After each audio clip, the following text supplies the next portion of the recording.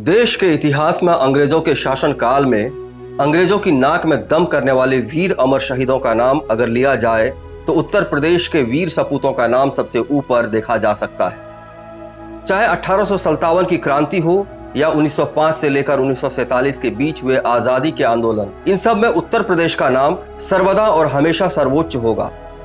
ऐसे ही वीर सपूतों में से एक वीर सपूत प्रयागराज की धरती पर भी जन्म लिया और 1857 का पहला स्वतंत्र भारतीय राज्य का निर्माण किया।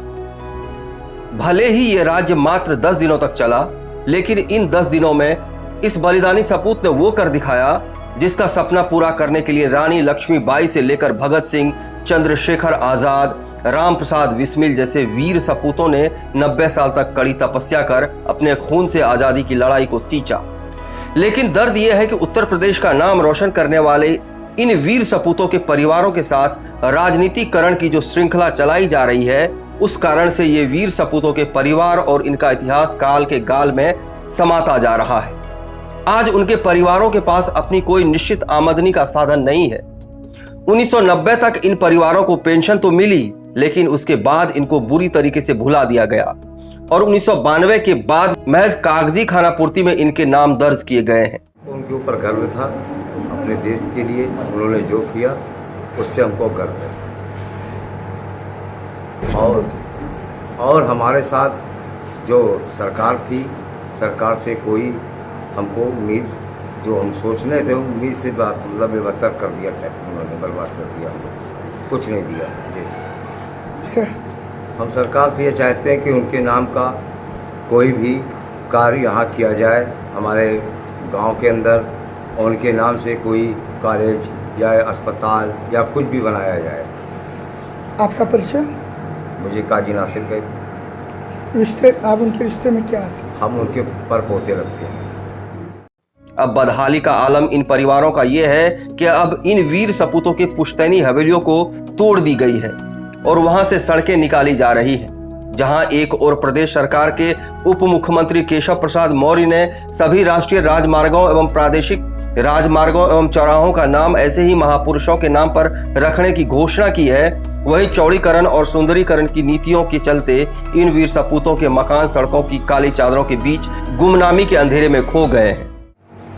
सरकार से हम ये चाहते हैं कि मौलाना लियाकत अली स्वतंत्रता संग्राम सेनानी, उनके उसमें सरकार ने कोई तरीके से फ़ायदा नहीं दिया या किसी तरीके के मतलब कोई चीज़ का वो नहीं कराया कि जो निर्माण कराते जिसके याददाश्त में सब कुछ होता, और उनके उसमें ना कोई पेंशन, ना कोई नौकरी, ना कुछ दिया जा रहा। लिहाजा सरकार से यही मांग है कि हम लोगों के उसमें नौकरी या किसी तरीके का फ़ायदा दिया जाए, और सरकार से हम लोगों को किसी तरीके का कोई फ़ायदा आज भी नहीं मिला। आपका नाम? ज़हीर आलम। ऐसे ही वीर सपूत का नाम मौलवी लियाकत अली है, जिन्होंने उस वक्त के इलाहाबाद शहर में अंग्रेजों के दांत खट्टे कर 10 दिन तक स्वतंत्र भारत का शासन किया था। 10 दिन का बादशाह मौलवी लियाकत अली का जन्म 1817 ईस्वी में उत्तर प्रदेश के जिला इलाहाबाद प्रयागराज अब कौशाम्बी के मेहगांव में हुआ था। मेहगांव इलाहाबाद से 25 किलोमीटर दूर राष्ट्रीय राजमार्ग संख्या 2 पर स्थित है। लियाकत अली के पिता का नाम मेहर अली खान था। लियाकत अली के चाचा दायम अली मुगल फौज में थे। उन्होंने बचपन में ही लियाकत अली को गोद ले लिया था। मदरसे से इस्लामिक रीति रिवाजों के अनुसार शिक्षा प्राप्त करने के बाद लियाकत अली पेश इमाम हो गए।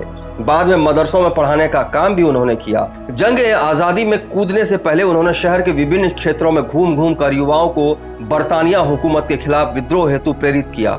6 जून को जब किले में सैनिकों ने अपने अधिकारियों के खिलाफ मोर्चाबंदी की तो शहर के पश्चिमी भाग का नेतृत्व उन्होंने संभाला।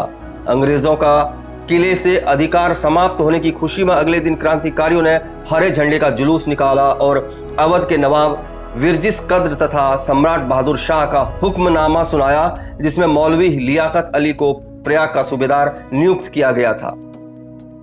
सत्ता हाथ में आते ही लियाकत अली ने विभिन्न तहसीलों में अपने आदमियों की नियुक्ति कर अपनी ताकत को बढ़ाना शुरू किया। किला पूरी तरह कब्जे में नहीं आया था, इसलिए खुसरो बाग मुख्यालय बनाया गया।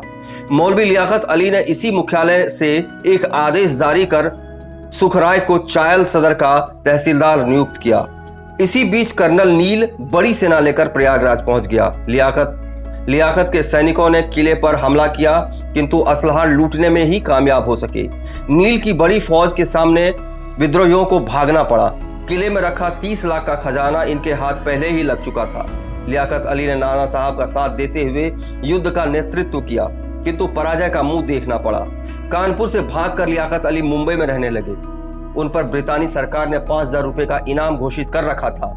लगभग 14 वर्ष तक गुमनामी में रहे इस क्रांतिकारी को सितंबर 1871 में मुंबई में गिरफ्तार कर लिया गया। 1873 में उनको आजीवन कारावास की सजा हुई और अंडमान जेल भेज दिया गया। 17 मार्च 1881 को बंदी रहते हुए उनकी मृत्यु हो गई। उनको काला पानी में ही दफनाया गया। देखिए, 7 जून 1857 जो पूरे भारत में क्रांति छिड़ी, मई 1857 में घोड़सवार मेरठ से दिल्ली पहुँचे। उसी के बाद जिसको हम लोग first war of Indian independence कहते हैं, उसमें कई क्रांतिकारियों ने भूमिका निभाई प्रयागराज में। उनमें से एक थे मौलवी लियाकत अली, जो 7 जून को उन्होंने एक आज़ाद हिंद का नारा लगाते हुए खुसरो बाग के ऊपर कब्ज़ा किया और करीब 10 दिन तक मिनिमम जो है पूरा प्रयागराज शहर, जो इलाहाबाद कहलाता था, पूरा आज़ाद रहा। मौलवी लियाकत अली जी वो प्रयागराज डिस्ट्रिक्ट के महगांव के निवासी थे, जो चैल परगना है, और उनके साथ जो है सब समुदाय के लोग उनके साथ हुए और एक ही झंडे में, बहादुर शाह जफ़र के झंडे में लड़ाई की। तो इनकी जो उसके बाद फिर ये फरार हो गए और 1872 में ये बम्बई में पकड़े गए और इनको कारावास हो गई। अंडमान, जिसको काला पानी कहते हैं, उसकी सज़ा हुई और 1892 में उनका देहांत हुआ। तो ये उनका जो कुर्ता पजामा है जो उन्होंने अंडमान की जेल में पहना था, वो इलाहाबाद संग्रहालय में हम लोग ने प्रदर्शित किया हुआ है। और साथ साथ मौलवी लियाकत अली जी की तलवार भी, जो इलाहाबाद संग्रहालय को उपलब्ध हुई थी करीब 10 साल पहले, वो भी हमारे डिस्प्ले में है उनकी फ़ोटो के साथ।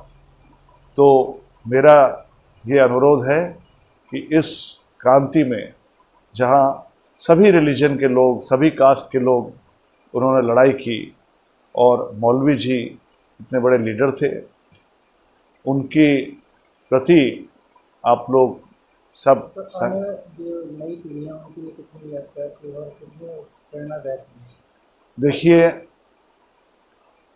हम लोगों को ये समझना चाहिए कि हमारे जो युवा हैं वो एक नए भारत में जो लोग आगे बढ़ रहे हैं, तो मौलवी लियाकत अली की जो मैसेज है वो ये है कि आप एक तरीके से इंसानियत के तौर पे, भारतीय बनने के तौर पे आप लोग सब मिल के काम करें।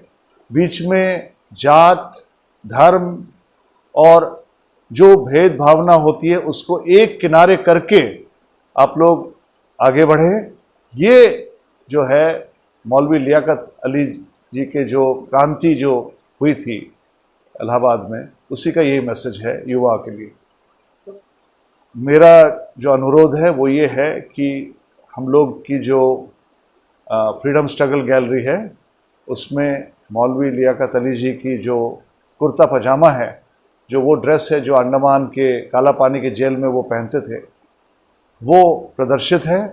साथ साथ उनकी जो तलवार है जो इलाहाबाद संग्रहालय 10 साल पहले उपलब्ध की, वो भी प्रदर्शित है और उनकी फ़ोटो भी लगी हुई है, जो एक तरीके से वो भी एक बहुत ही कम उनकी फ़ोटो ली गई। ज़्यादातर उनका एक पेंटिंग या स्केच के चित्र होते हैं।